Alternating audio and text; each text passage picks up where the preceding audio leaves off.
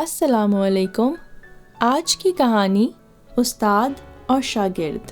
کہانی سے پہلے if you are new on our channel and you haven't subscribed yet تو ہمارا چینل بیا اور مالا سبسکرائب کیجیے and do not forget to press the bell icon۔ ہر وہ انسان جس نے اسکول، کالج یا یونیورسٹی سے تعلیم حاصل کی ہو وہ اپنے اچھے اور برے استادوں کو ساری زندگی یاد رکھتا ہے۔ یاد کیجئے، آپ کو بھی اپنے ایسے استاد فوراً ذہن کے پردے پر ابھرتے ہوئے نظر آئیں گے جنہوں نے یا تو آپ کو آگے بڑھنے میں مدد دی ہوگی یا آپ کو پیچھے کی طرف دبا دیا ہوگا۔ میں بچپن سے ہی بہت حساس اور ذہین تھی۔ اسکول میں ایک منفرد مقام ملا، ہر کلاس میں پوزیشن لی، اچھی کارکردگی پر والدین اور اساتذہ سے شاباش کے ساتھ انعامات بھی ملتے۔ ان کامیابیوں نے بے حد پراعتماد بنا دیا تھا۔ زندگی میں کچھ بن کر دکھانا چاہتی تھی، کوئی مقام پانا چاہتی تھی، لیکن میرے سپنے ادھورے رہ گئے۔ جن دنوں میں 8ویں میں تھی، ہیڈ گرل ہونے کا اعزاز حاصل تھا۔ لڑکیاں اور استانیاں ستائش کی نگاہوں سے دیکھتیں۔ یہ عزت ملنے کی وجہ میری محنت تھی۔ میرے اسکول نے مجھے خوشیاں دی تھیں۔ مجھے اپنے تعلیمی ادارے سے پیار تھا، اسے چھوڑنے کا تصور بھی نہیں کر سکتی تھی کہ اچانک ایک روز ابا جان نے یہ انکشاف کیا کہ ہمارا گھر بک گیا ہے، دوسرا گھر خرید رہے ہیں۔ نیا گھر کافی دور تھا، شفٹنگ کا مرحلہ شروع ہو گیا۔ میری دونوں چھوٹی بہنوں نے اسکول چھوڑنے کے سرٹیفکیٹ لیے، مگر میں تھی کہ رو رو کر ہلکان ہوئی جا رہی تھی۔ اپنی کلاس ٹیچر مس گل پر میں جی جان سے فدا تھی۔ مجھے ان سے جنون کی حد تک محبت تھی۔ میری ذہانت اور تہذیب کے بنا پر وہ مجھ سے خاص شفقت رکھتی تھیں۔ اسکول بدلنے کی صورت میں مس گل سے جدائی میرے لیے سہانے روح تھی۔ لگتا تھا ان سے دور ہو گئی تو کبھی پڑھ ہی نہ سکوں گی۔ لڑکیوں کو اس عمر میں اپنی استانیوں سے لگاؤ ہوتا ہے، خاص طور پر جو استاد نرمی اور محبت سے پیش آتے ہیں، اور میں تو شاید کچھ زیادہ ہی حساس تھی۔ مس گل تہذیب اور شائستگی کا مرکہ تھیں، اتنی توجہ سے پڑھاتی کہ ان کی مثال ملنی مشکل تھی۔ ایسے استاد صدیوں میں جنم لیتے ہیں جو اپنے فرائض دیانتداری سے کچھ اس طرح نبھاتے ہیں کہ طالب علموں کی زندگیاں بدل دیتے ہیں۔ مجھے مس گل کی توجہ نے اسکول میں ذرہ خاک سے ستارہ فلک بنا دیا تھا۔ انہی کی ہستی تھی جن کی وجہ سے رات دن پڑھائی میں محو رہتی تھی۔ وہ اکثر کہتی تھیں، بچوں، علم ایک شمع ہے، تم جب تک پروانہ وار اس پر جان نثار نہ کرو گے زندگی میں اعلیٰ مقام حاصل نہ کر سکو گے۔ اور واقعی یہ انہوں نے سچ ہی کہا تھا۔ یہ استاد ہی ہوتے ہیں جو طالب علموں کی زندگیاں اور ان کا مستقبل بناتے ہیں یا پھر بگاڑتے بھی ہیں۔ ہمارا نیا مکان پہلے سے کافی کشادہ اور خوبصورت تھا، علاقہ بھی پوش تھا۔ گھر کے تمام افراد نئے مکان میں شفٹ ہونے پر بہت خوش تھے، سوائے میرے۔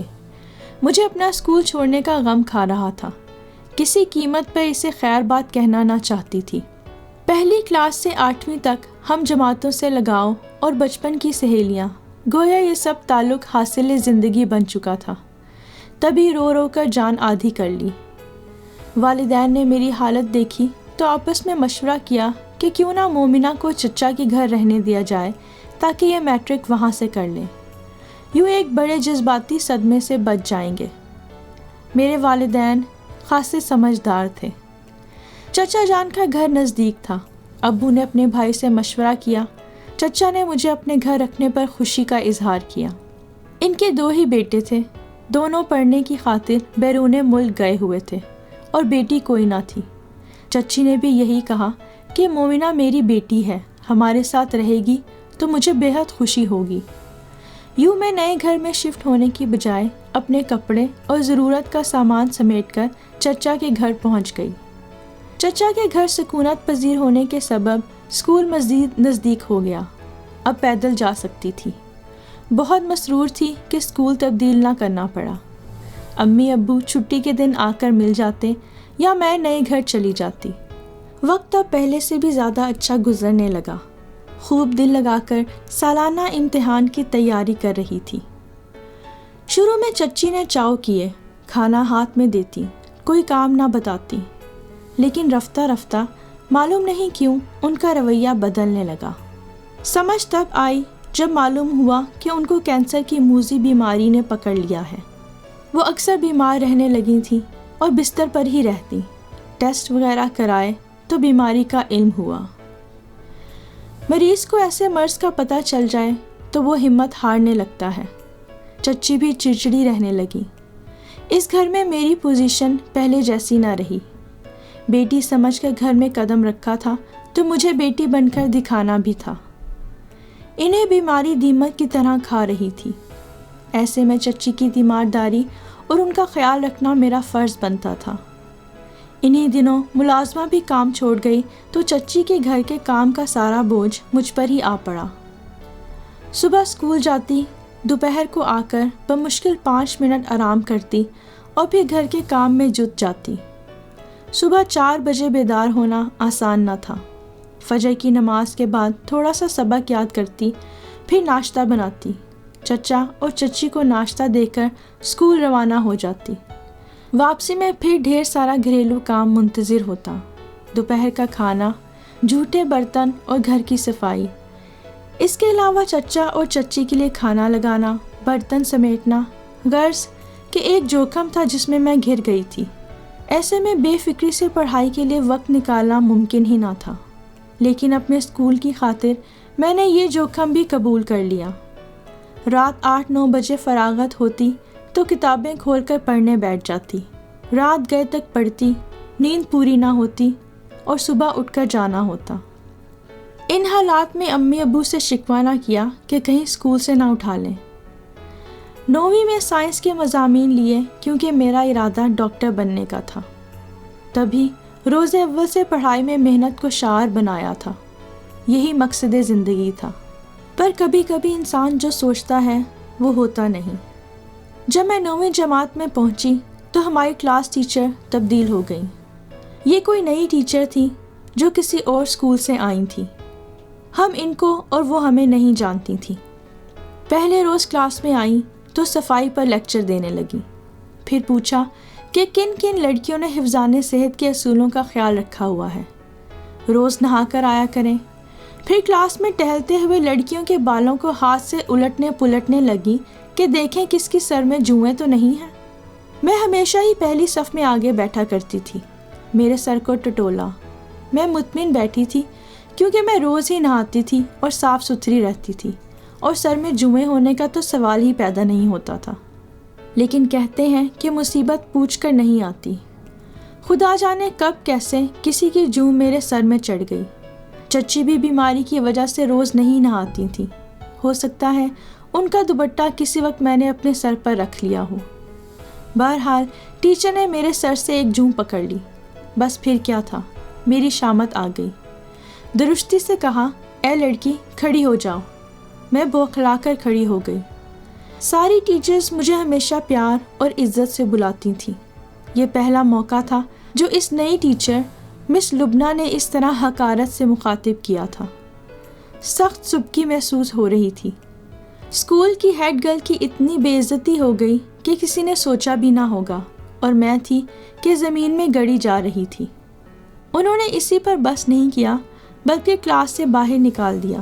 کہنے لگی، جب تک سر کی جوئیں پوری طرح صاف نہ کر لو کلاس میں مت آنا۔ میں روتی ہوئی گھر آ گئی۔ سارا وقت روتی رہی۔ اتنی بے عزتی محسوس کی کہ اگلے دن بخار آ گیا اور اسکول نہ جا سکی۔ 2 دن کی چھٹی ہو گئی۔ نہا کر اچھی طرح سر کو کنگھے سے صاف کیا۔ ایک بھی جو نہ نکلی۔ اسکول کھلا۔ کلاس میں یوں بیٹھی تھی جیسے کسی کی چوری کی ہو۔ میں ہمیشہ کلاس کی مانیٹر رہی تھی اور آج چور بنی ہوئی تھی۔ لڑکیاں معنی خیز نگاہوں سے دیکھ رہی تھیں۔ کچھ حاسد قسم کی دل ہی دل میں مسرور بھی تھیں۔ مس لبنہ تشریف لائیں۔ آتے ہی مجھ کو مخاطب کیا، ہاں بھائی جمعوں والی لڑکی، صاف ہو گئیں تمہاری جوئیں؟ پھر وہ قریب آ کر میرے بال ٹٹولنے لگی۔ کیا جواب بن پڑتا؟ آنسو آنکھوں سے بھل بھل بہنے لگے۔ کچھ لڑکیوں کی دبی دبی ہنسی سنائی دی۔ مجھے ایسے لگا جیسے کسی نے مجمع میں مجھے بے لباس کر دیا ہو۔ ان دنوں میری عمر 14-15 برس کی تھی۔ سوچئے کہ 14-15 برس کی لڑکی کے کیا جذبات ہوتے ہیں۔ میں کوئی چھوٹی بچی نہ تھی۔ چھوٹے بچوں کی بھی کوئی یوں عزت نفس مجروح کرے تو وہ بلبلا جاتے ہیں۔ میں تو ٹین ایج میں تھی، جب لڑکیاں بے حد حساس اور ان کے جذبات آبگینے جیسے نازک ہو جاتے ہیں۔ دل چاہ رہا تھا کہ زمین پھٹے اور میں ہمیشہ کے لیے غائب ہو جاؤں۔ معاملہ یہاں ختم ہو جاتا تو اچھا تھا۔ کچھ دنوں بعد شاید اس دھچکے کو میں بھی بھلا دیتی، لیکن بدقسمتی سے اگلے دن ٹیسٹ تھا۔ چچی کی طبیعت اتنی ناساز ہو گئی کہ ان کو ہاسپٹل لے کر جانا پڑا۔ میں ٹیسٹ کی تیاری کر سکی اور نہ 2-3 روز تک اسکول جا سکی۔ اس کے بعد جب اسکول گئی تو مس لبنہ نے آتے ہی کہا، جو لڑکیاں ٹیسٹ والے دن غیر حاضر تھیں وہ کھڑی ہو جائیں۔ کیونکہ وہ ایک سخت ٹیچر مشہور ہو چکی تھی، لہٰذا سبھی لڑکیوں نے ٹیسٹ دیا تھا سوائے میرے، لہٰذا میں کھڑی ہو گئی۔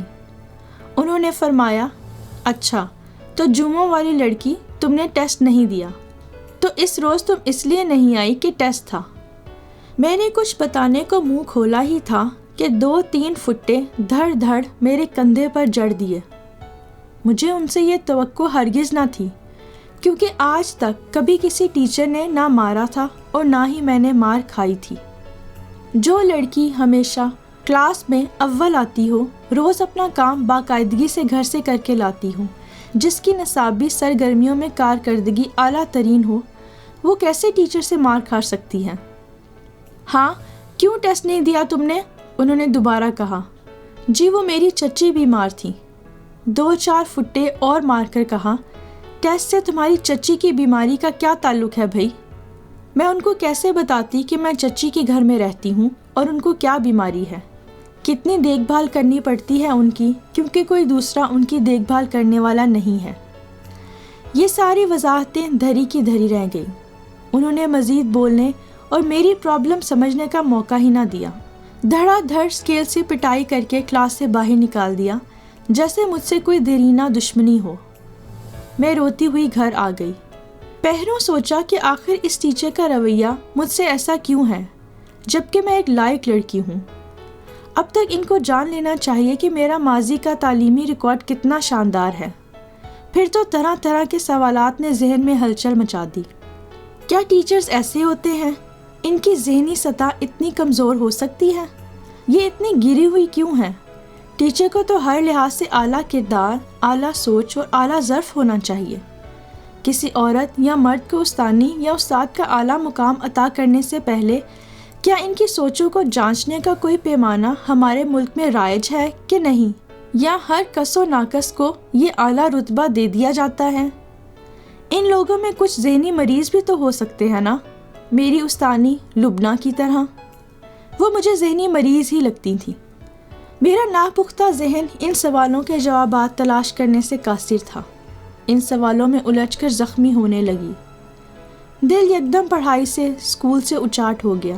سوچا کہ اب ہرگز میں لبنہ کی کلاس میں نہیں جاؤں گی، چاہے اسکول تو کیا تعلیم ہی چھوڑنی پڑ جائے۔